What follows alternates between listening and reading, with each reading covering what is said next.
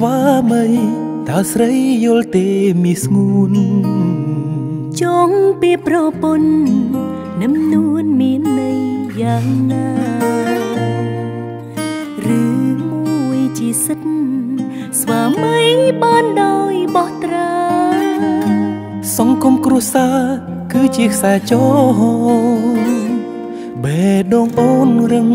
ប្រលឹងចង់ឈ្នះស្នេហាដូចពាក្យចឹងថាភ្នំខ្ពស់នៅទៀបជាងស្មៅបងបានតែរូបកាយតែចិត្តអូនមិនបានទេបើបងរងចាំនៅឈ្នះចិត្តស្នេហ៍អូនបងជាស្វាមីស្រស់ពីស្អីអូនកុំស្រមៃថាចែកផ្លូវបានអូនស៊ូទ្រាំចាំដល់ថ្ងៃស្រកលយ៉ាងថ្ងៃដែលបានឈ្នះចិត្តបងចងចាំផងនៅប្រស្នេហ៍ស្នងមេឃធំផងគង់ចាញ់ដួងព្រះច័ន្ទ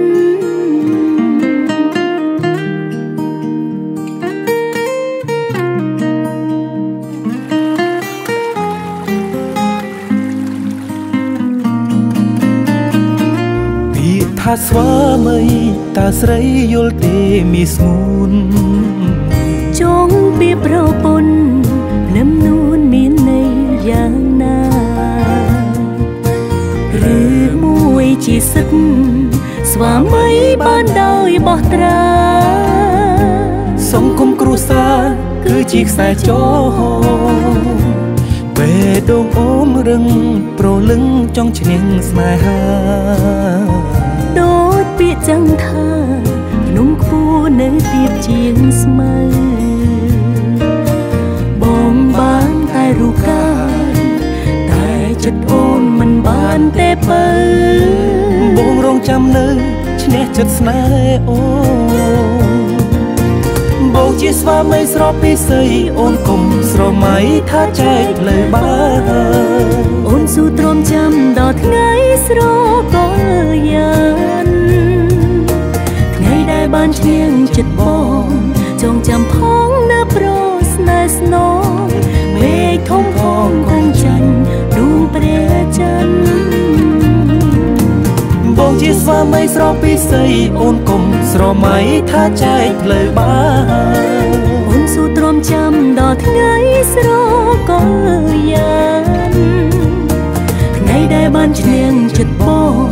ចងចាំផងនៅប្រស្នេហ៍ស្នងមេឃធំផងគង់ចាញ់ដួងព្រះច័ន្ទមេឃធំផងគង់ចាញ់ដួងព្រះច័ន្ទ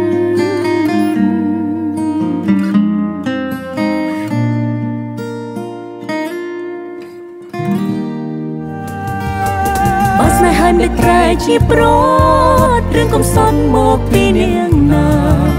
ឬមកពីអូនតូចទីគ្រួសារក្រក្រៃ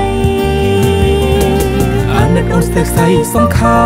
រឲ្យបងធ្វើយ៉ាងណាទៅស្រីម្ខាងជាគ្រួសារម្ខាងជារូបស្រីម្ចាស់ស្នេហ៍